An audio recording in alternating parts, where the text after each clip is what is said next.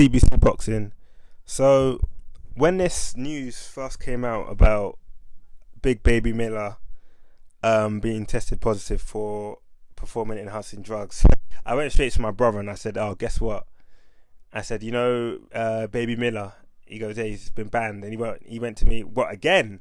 And just started laughing and shook his head. I was thinking, oh my gosh, Big Baby Miller, the talk of the guy who talks the most in boxing, but of all the boxers, the guy that cheats. And it's interesting because I came across the Deontay Wilder. He was in a car. I think it must have come out a few years ago. He was in a car and he said, "Look out for Baby Miller. We all know about him." That's what he was saying. So this is probably something that, within the boxing camps in the US, they know Big Baby Miller is up to no good in terms of taking PEDs. But this goes back to 2014, man. It goes back to 2014. He was banned. Well, before I get into details, anyway, I was doing a little bit of research on Big Baby Miller, and according to a few articles I've seen, his dad was actually a bodybuilder, which is interesting and kind of funny. So I wonder if that's where he gets his influence from. Like as they say, like father, like son. So I know PED use is prevalent in the bodybuilding industry, but I don't know whether it's actually allowed in bodybuilding. It might actually be allowed. I'm not too sure. But yeah, as I was saying before, this been going on since 2014, where we had this first ban following a failed drug test. This happened, as I said before, back in 2014, from a urine sample which was given for the Glory 17. Now, Baby Miller used to be a kickboxer, you see. Before he got into boxing, he was a kickboxer. And then he got into boxing, which is quite similar to Dylan White, actually. Going from kickboxing and then just using fist combat. But yeah, started back then. That is his first ban. The second ban was for the Anthony Joshua bout.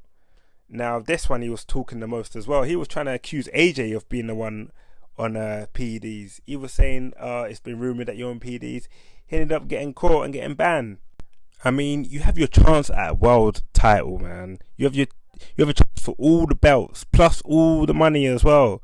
So even if you lose, at least you've got a little bit of, cash you can play about with, you can invest in, do whatever you want to do. And he messed it up. There was traces of HGH.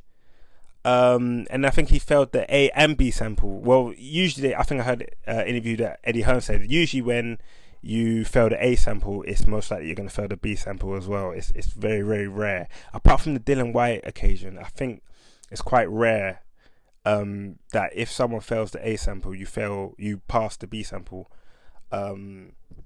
So yeah, with that said, but yeah, AJ, he had the chance to fight AJ in Madison Square Garden. His mouth got him that fight. Let's not get it twisted. And then he messed that up again. So now he was obviously banned. What was it, a 6-month ban?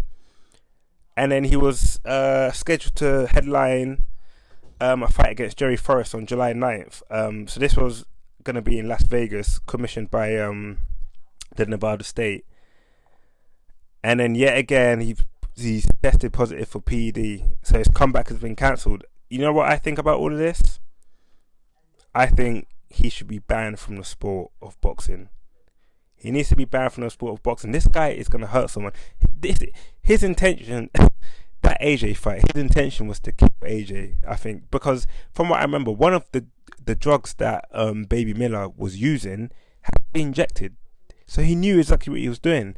And I think he's influenced. He knows, he's been known to train with bodybuilders. So I think he's trying to find ways of him not being detected.